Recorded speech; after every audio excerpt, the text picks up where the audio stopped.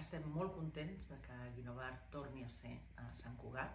Ara feia anys que no hi havia una exposició de peces de Guinovart i la veritat és que la selecció que s'ha fet per aquesta mostra és excel·lent.